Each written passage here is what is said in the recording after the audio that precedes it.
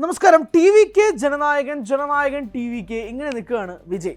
എന്തായാലും T V കെയുടെ 3ാം വാർഷികമൊക്കെ കഴിഞ്ഞ ദിവസം നടന്നു. വളരെ ആഘോഷപൂർവ്വമായിട്ട് വിജയ് പരിപാടിയൊക്കെ നടത്തി, സമ്മേളനമൊക്കെ നടത്തി. തൻ്റെ ആരാധകരെയും തൻ്റെ പാർട്ടി പ്രവർത്തകരെയും ഒക്കെ തന്നെ വിജയ് അഭിസംബോധന ചെയ്തു, സംസാരിച്ചു. വിജയുടെ ഇടയ്ക്കുള്ള ഡാൻസ് ഒക്കെ കൊള്ളായിരുന്നു. അങ്ങനെയൊക്കെ നടക്കുന്നുണ്ട്. പക്ഷേ എന്താ പോലും 2-3 മാസം കഴിഞ്ഞ് കഴിഞ്ഞാൽ തമിഴ്നാടിൻ്റെ ഇലക്ഷൻ പ്രഖ്യാപനമൊക്കെ ഇലക്ഷനൊക്കെ നടക്കും. എന്തായാലും വിജയ് അതുമായി ബന്ധപ്പെട്ട് സെറ്റാണ്.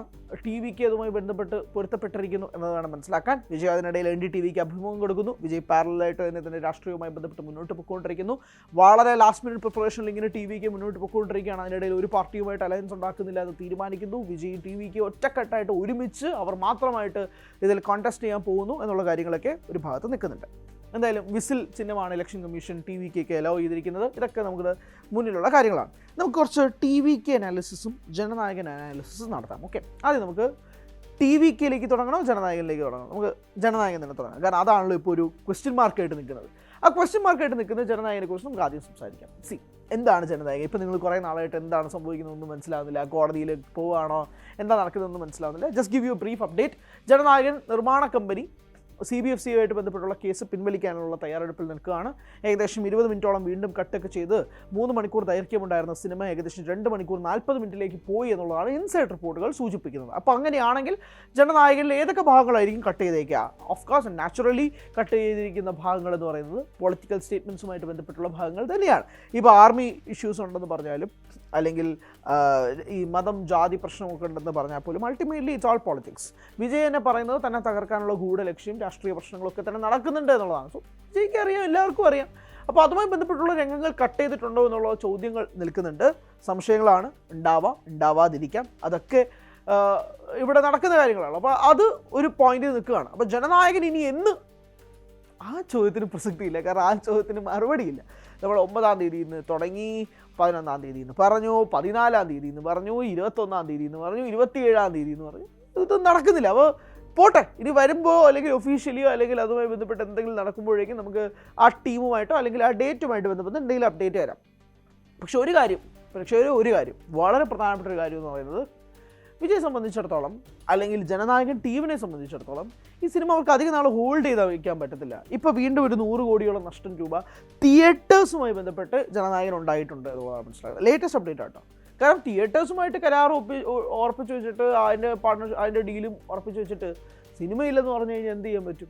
അതിനിടയിൽ അടുത്ത വള്ളി വരാൻ പോകുന്നത് ആമസോൺ പ്രൈമുമായിട്ട് ബന്ധപ്പെട്ടാണ്. നീ ആമസോൺ പ്രൈം ജനനായകനെതിരെ കേസ് കൊടുക്കും. നാച്ചുറൽ, ഞെട്ടിയിട്ട് കാര്യമൊന്നുമില്ല. കാരണം ഒരു OTT പ്ലാറ്റ്ഫോം ഒരു ഡീൽ സൈൻ ചെയ്ത് വെച്ചിട്ട് അവർക്ക് സിനിമ കൊടുക്കുന്നില്ലെങ്കിൽ എന്ത് ചെയ്യാൻ പറ്റും? ഒന്നും ചെയ്യാൻ പറ്റത്തില്ല. So Jananayagan has 2 options. ഒന്നുകിൽ നഷ്ടവുമായിട്ട് നഷ്ടത്തിലൂടെ ഇങ്ങനെ പൊക്കോണ്ടിരുന്നിട്ട് അവസാനം എന്തെങ്കിലും തിയേറ്ററിൽ ഇറക്കുക. അല്ലെങ്കിൽ ചെയ്യാൻ കഴിയുന്നൊരു കാര്യം എന്ന് പറയുന്നത് ഇപ്പോൾ OTTയിലേക്ക് പടം വിടുക. അതായത് ഇനി വേറെ പ്രശ്നമൊന്നുമില്ലല്ലോ. അതായത് സെൻസറും വേണ്ട, വേറൊന്നും വേണ്ട. OTT ആയിട്ട് നിങ്ങൾ ഡയറക്റ്റ് ഡീൽ ഉണ്ടാക്കുക. ആമസോണായിട്ടുള്ള കരാറ് പുതുക്കി നിങ്ങളൊരു OTT സ്ട്രേറ്റ് ഡീൽ നടത്തുക. പക്ഷേ ഡീൽ നടത്തി കഴിഞ്ഞുള്ള പ്രശ്നം എന്ന് പറഞ്ഞാൽ സാറ്റലൈറ്റുമായിട്ട് വേറെ ഡീലുണ്ട്. ഇങ്ങനെ മൊത്തത്തിൽ പ്രശ്നമാണ്. അപ്പോൾ കത്രിക പൂട്ട്, ത്രികോണ പൂട്ടെന്നൊക്കെ നമ്മൾ വിളിക്കും. ഇതിനെയൊക്കെ ഇങ്ങനെ അനങ്ങാൻ പറ്റാത്തൊരു സിറ്റുവേഷനൊക്കെ അങ്ങനെയാണ് വിളിക്കുക. ആ പ്രശ്നത്തിൽ കൂടിയാണ് ജനനായകൻ പൊക്കോണ്ടിരിക്കുന്നത്. അത് പക്ഷേ വിജയെ ബാധിക്കുന്ന കാര്യമല്ലല്ലോ. വിജയ്ക്ക് എന്താണ് അൾട്ടിമേറ്റ്ലി? വിജയ് ആ ഒരു സിനിമയെ ടൂളാക്കി ഇലക്ഷന് മുന്നേ റിലീസ് ചെയ്യാൻ വേണ്ടിയിട്ടുള്ളൊരു പരിപാടിയിൽ നിർത്തി. ഇനി അത് നടന്നില്ലെങ്കിൽ വിജയ് വേറെ സമ്മേളനങ്ങൾ വിളിക്കുകയും ജനങ്ങളോട് അല്ലാണ്ട് കാണുകയും ചെയ്യാനുള്ളൊരു ഓൾട്ടർനേറ്റീവ് ഓപ്ഷൻ വിജയ്ക്കുണ്ട്. വിജയ്ക്ക് സാലറി കിട്ടി, വിജയ് ജോലി ചെയ്തു, ആ സിനിമ അവിടെ നിൽക്കുന്നുണ്ട്. ഇപ്പോൾ വിജയ് NDTVക്ക് കൊടുത്ത അഭിമുഖത്തിൽ വ്യക്തമാണ് വിജയ് പറഞ്ഞത്, ആ സിനിമ ഇറങ്ങാത്തതിൽ നിർമ്മാതാവിനോട് എനിക്ക് ചെറിയ വിഷമമുണ്ട്. സ്വാഭാവികമായിട്ടും വിജയുടെ സിനിമയാണ്, വിജയിൽ വർക്ക് ചെയ്തിട്ടുള്ളതാണ്, വിജയ്ക്ക് വിഷമം ഉണ്ടായിരിക്കും. പക്ഷെ അത് കാരണം തൻ്റെ നിലപാട് മാറ്റാനൊന്നും വിജയ് നിൽക്കില്ല. അതാണ് ഞാൻ പറഞ്ഞു വരുന്നത്. അതായത് തൻ്റെ സിനിമ കാരണം തന്നെ രാഷ്ട്രീയ നിലപാട് മാറ്റാനൊന്നും വിജയ് നിൽക്കില്ല. അതുകൊണ്ട് തന്നെ തനിക്ക് അത്രയും കുറഞ്ഞുള്ള വിഷമമേ ഉള്ളൂ. നിർമ്മാതാവ് തന്നെയാണ് അതിൻ്റെ വിഷമം പേർന്നത്, സ്വാഭാവികമാണ്. അപ്പോൾ നിർമ്മാതാവിന് അതിൻ്റേതായ നഷ്ടങ്ങൾ ഇങ്ങനെ ഓരോ ദിവസവും സംഭവിച്ചുകൊണ്ടിരിക്കുകയാണ്. അല്ലെങ്കിൽ ഒരു പ്രശ്നവുമില്ല, ഇലക്ഷനൊക്കെ കഴിഞ്ഞിട്ട് ഈ സിനിമ റിലീസ് ചെയ്താൽ മതി. പക്ഷേ അങ്ങനത്തെ ഒരു സിനിമയല്ല ജനനായകൻ ഈ ഇലക്ഷന് മുമ്പേ റിലീസ് ചെയ്യേണ്ട സിനിമയാണ്. കാരണം അത് ഒരു പ്രൊപ്പഗൻഡ സിനിമയായിരിക്കാം. വിജയ്ക്ക് പറയാനുള്ള പൊളിറ്റിക്സ് സംസാരിക്കുന്ന സിനിമ തന്നെയായിരിക്കും of course, which is A propaganda cinema. അതായത് ഒരു കൂട്ടം ആളുകൾക്കോ അല്ലെങ്കിൽ ഒരു പാർട്ടിക്കോ സംസാരിക്കേണ്ട വിഷയങ്ങൾ ഒരു മാസ് മീഡിയത്തിലൂടെ കമ്മ്യൂണിക്കേറ്റ് ചെയ്യുന്നതിൻ്റെ പേരാണല്ലോ പ്രൊപ്പഗാൻഡ. അപ്പം അങ്ങനെ ഒരു പ്രൊപ്പഗാൻഡ മോഡൽ ഈ സിനിമയിൽ ഉപയോഗിക്കുന്നുണ്ടോ അറിയില്ല. സ്വാഭാവികമായിട്ടും ട്രെയിലറൊക്കെ അങ്ങനെ സൂചിപ്പിക്കുന്നുണ്ട്. എന്തായാലും അതിൻ്റെ റിലീസ് ഒരു ഭാഗത്ത് നിൽക്കുകയാണ്. ഇനി നമുക്ക് പ്രധാനപ്പെട്ട TVKയിലേക്ക് വരാം. തമിഴക വെട്രിക്കഴകം, 3 വർഷം പിന്നിട്ടിരിക്കുന്ന തമിഴക വെട്രിക്കഴകം. TVKയെ സംബന്ധിച്ചിടത്തോളം അവർക്ക് അവരുടെ ഒരു ജീവൻ മരണ പോരാട്ടമാണ്, അവർക്കൊരു അഭിമാന പ്രശ്നമാണ്, ഇതെല്ലാം ഇവിടെ ഉണ്ട്. പക്ഷേ TVKയ്ക്ക് ഒരുപാട് ഫ്ലോസ് ഉണ്ട്. ഒന്നാമത്തെ ഫ്ലോ എന്ന് പറയുന്നത് വിജയാണ്. അത് തന്നെയാണ് അവരുടെ പോസിറ്റീവ്, അത് തന്നെയാണ് അവരുടെ നെഗറ്റീവ്. വിജയ് പോലൊരു ബ്രാൻഡ് ഒരു പാർട്ടിയുടെ തലവനായിട്ട് വന്നത് എന്ന് പറഞ്ഞാൽ ഏകദേശം തമിഴ്നാട്ടിൽ എല്ലായിടത്തും വിജയ്ക്ക് മത്സരിക്കാൻ കഴിയുമോ എന്ന് ചോദിച്ചാൽ ഇല്ല. സ്വാഭാവികമായിട്ടും TVKയുടെ മറ്റ് പ്രവർത്തകർ മറ്റ് മണ്ഡലങ്ങളിൽ മത്സരിക്കണം.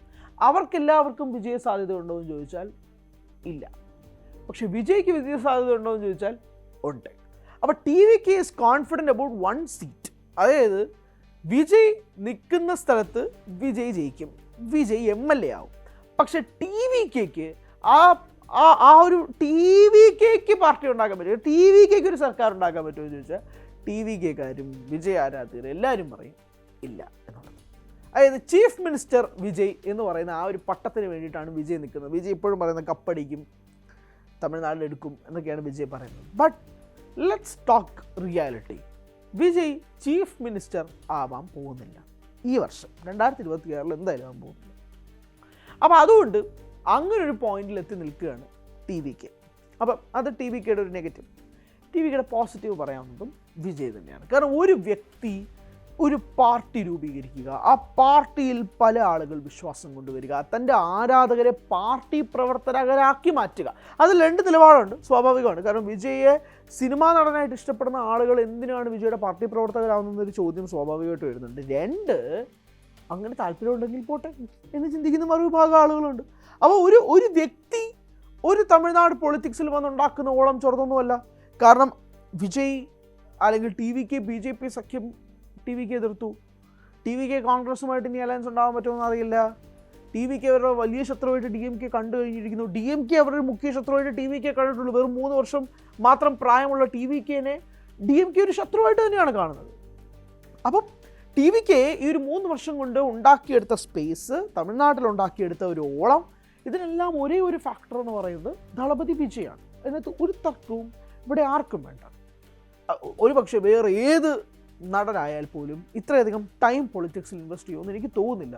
അതുകൊണ്ടാണല്ലോ തൻ്റെ കരിയറിൻ്റെ ഏറ്റവും പീക്ക് പോയിന്റിൽ തന്നെ വിജയ് അങ്ങനെ ഒരു നിർണായകമായ തീരുമാനമെടുത്തത്. സിനിമയിൽ നിന്ന് തന്നെ മാറുന്നത് കംപ്ലീറ്റ്ലി പൊളിറ്റിക്സിൽ മാത്രമായിരിക്കും തൻ്റെ ഫോക്കസ് എന്നൊരു നടൻ പറയുമ്പോൾ അയാൾക്ക് പൊളിറ്റിക്സ് എത്രമാത്രം ഇമ്പോർട്ടൻ്റ് ആണെന്നും പൊളിറ്റിക്സിൽ അയാൾ എത്രമാത്രം മുന്നോട്ട് പോകാൻ താല്പര്യപ്പെടുന്നുണ്ട് എന്നതും വ്യക്തമാക്കുന്നതാണ് ആ ഒരു തീരുമാനം എന്ന് പറയുന്നത്. ആ തീരുമാനത്തിനനുസരിച്ച് തന്നെയാണ് ഓരോ സമ്മേളനങ്ങളുമായിട്ട് വിജയ് മുന്നോട്ട് പോവുകയും ഓരോ ആളുകളെയും കാണാൻ ശ്രമിക്കുകയും ചെയ്തത്. ഇനി ഏറ്റവും നിർണായകമായ ഒരു പോയിന്റിലേക്കാണ് നമ്മൾ പോകുന്നത്. ഇതുവരെ പലരും അങ്ങനെ സംസാരിച്ച് കേട്ടിട്ടില്ല. But let us talk. ഒരു പാർട്ടിയെ, ഒരു നേതാവിനെ ജനങ്ങളിലേക്ക് അടുപ്പിക്കുന്നത് ആ പാർട്ടി നേതാവുമായിട്ട് ജനങ്ങൾക്ക് സംവദിക്കാനോ സംസാരിക്കാനോ കഴിയുന്ന സമയത്താണ്, സ്ഥലത്താണ്. TVK എന്ന പാർട്ടിയുടെ നേതാവായ വിജയെ സാധാരണ തമിഴ്നാട് ജനങ്ങൾക്ക് ഇപ്പോൾ ഫോണിൽ കിട്ടും ഇല്ല, PA കിട്ടും ഇല്ല, മറ്റ് പ്രധാനപ്പെട്ട പാർട്ടി പ്രവർത്തകരെ കിട്ടും ഇല്ല. സോ ജനങ്ങളുമായിട്ടുള്ളൊരു ഡിസ്റ്റൻസിങ് TVKയ്ക്ക് നല്ലോണം ഉണ്ട്. ഇപ്പം നിങ്ങൾക്കൊരു പാർട്ടിയുടെ ഒരു കക്ഷിത്തലവനെ, ഒരു കച്ചിത്തലവൻ, തമിഴ്നാട്ടിൽ അങ്ങനെയാണല്ലോ പറയുന്നത്, ഒരു കച്ചിത്തലവനെ വിളിക്കണമെങ്കിൽ, സംസാരിക്കണമെങ്കിൽ, തൻ്റെ പ്രശ്നങ്ങൾ പറയണമെങ്കിൽ ആ വ്യക്തി ആക്സസിബിൾ ആയിരിക്കണം. ഇവിടെ ഒരു ആക്സസിബിലിറ്റി ഇല്ല. ഇവിടെ ഇപ്പോഴും ആ താരം ജനങ്ങൾ എന്ന് പറയുന്നൊരു പരിപാടിയാണുള്ളത്. അതായത് പണ്ട് ജയലളിതയും MGRും ഒക്കെ പൊക്കോണ്ടിരുന്ന കാലഘട്ടമല്ല. ഇറ്റ്സ് 2026. ഇവിടെ അങ്ങനെ താരം ജനങ്ങൾ എന്നുള്ള പരിപാടി വന്നു കഴിഞ്ഞുണ്ടല്ലോ, അതൊരു വലിയ ഫ്രിക്ഷനാണ്. തമിഴ്നാട്ടിൽ ഇപ്പോഴും അത് എത്രമാത്രം ആ പൊളിറ്റിക്സ് മാറിയിട്ടുണ്ട് എന്നുള്ളതൊക്കെ നമുക്ക് കാത്തിരുന്ന് കാണേണ്ടതാണ്. പക്ഷെ ഇവിടെ ആ വിത്ത് മുളയ്ക്കില്ല. അത് ആ ഒരു ആക്സസിബിലിറ്റി എപ്പോഴും ഉണ്ടായിരിക്കുക എന്നുള്ളതാണ് ഒരു പാർട്ടിയുടെ ഏറ്റവും പ്രധാനപ്പെട്ട കാര്യം എന്ന് പറയുന്നത്. ജനങ്ങൾ ജനങ്ങൾക്ക് വിളിച്ചാൽ കിട്ടുന്ന നേതാവായിരിക്കണം, ജനങ്ങൾക്ക് വേണ്ടി നിൽക്കുന്ന നേതാവായിരിക്കണം, ജനങ്ങളാൽ നിർത്തപ്പെട്ട നേതാവായിരിക്കണം. ആ ഒരു പൊസിഷനിലേക്ക് TVK നിലവിലും എത്തിയിട്ടില്ല 3 വർഷം കഴിഞ്ഞിട്ടും. അപ്പം അങ്ങനെ വിജയ് സിനിമാ നടനുമാണ്, വിജയ് രാഷ്ട്രീയക്കാരനുമാണ്, വിജയ് ഇതിൻ്റെ നടുക്കടലിലാണ്. വിജയ് ഇപ്പോഴും ഇതിൻ്റെ ഒരു വേർതിരിവ് സംഭവിച്ചിട്ടില്ല. ഈ ജനനായകൻ റിലീസ് ചെയ്ത് കഴിഞ്ഞാൽ ഒരുപക്ഷെ വിജയ്ക്ക് അത് ആ നടുക്കടലിൽ നിന്ന് മാറി കംപ്ലീറ്റ്ലി TVKയിലോട്ട് തട്ടാൻ പറ്റുമായിരിക്കും. പക്ഷേ ഇത് റിലീസ് ചെയ്യാത്തിടത്തോളം വിജയ് ഇങ്ങനെ നടുക്കടലിൽ നിൽക്കുകയാണ്. അപ്പോൾ ആ ഒരു നടുക്കടൽ പോർഷനിൽ വിജയ് ഇങ്ങനെ നിൽക്കുമ്പോഴേക്കും അത് TVKയും ബാധിക്കുന്നുണ്ട്. കാരണം ഇനി നാളുകളില്ല, ഇലക്ഷൻ കമ്മീഷൻ എപ്പോൾ വേണമെങ്കിലും ഒന്ന് പ്രഖ്യാപിക്കാം, എപ്പോൾ വേണമെങ്കിലും. അപ്പോൾ അങ്ങനെ പ്രഖ്യാപിച്ചു കഴിഞ്ഞാൽ പിന്നെ ജനനായകനൊക്കെ അവിടെ പെട്ടിയിരിക്കത്തുള്ളൂ, വേറെ കാര്യം. കാരണം വിജയ് ഓബ്വിയസ്ലി വിജയ് ഇത്തവണ മത്സരിക്കും. അപ്പോൾ വിജയുമായി ബന്ധപ്പെട്ടുള്ള ഒരു വർക്ക്സും പുറത്തു വിടാൻ പറ്റത്തില്ല. അപ്പോൾ അങ്ങനെയൊക്കെ നിൽക്കുന്നുണ്ട്. അപ്പോൾ ഇങ്ങനെ ഈ നടുക്കടലിൽ നിൽക്കുന്ന വിജയെ സംരക്ഷിക്കാൻ ആര് വരുമെന്ന് ചോദിച്ചാൽ വിജയ് തന്നെ വരണം, വേറൊരു വഴിയില്ല. അപ്പോൾ ഇതാണ് നിലവിലത്തെ സാഹചര്യം. ജനനായകൻ്റെ അപ്ഡേറ്റോ ഒന്നും അല്ല, കാരണം ജനനായകനുമായി ബന്ധപ്പെട്ടൊരു അപ്ഡേറ്റ് ഇപ്പോൾ KVN പ്രൊഡക്ഷൻസിന് പോലും തരാൻ പറ്റുന്നില്ല. അപ്പോൾ പിന്നെ എങ്ങനെയാണ് നമുക്ക് തരാൻ പറ്റുക? എന്തായാലും എല്ലാം നന്നായി വരട്ടെ. സിനിമ വിജയ് ആരാധകർ ആഗ്രഹിക്കുന്നത് പോലെ തന്നെ എത്രയും വേഗം തിരശ്ശീലയിൽ വരട്ടെ എന്നത് തന്നെയാണ് വിജയ് ആരാധകരും ആഗ്രഹിക്കുന്നത്. അത് തന്നെ സംഭവിക്കുമെന്ന് നമുക്ക് വിശ്വസിക്കാം. കൂടുതൽ വാർത്തകൾക്ക് News 18 Keralam YouTube channel subscribe ചെയ്യുക.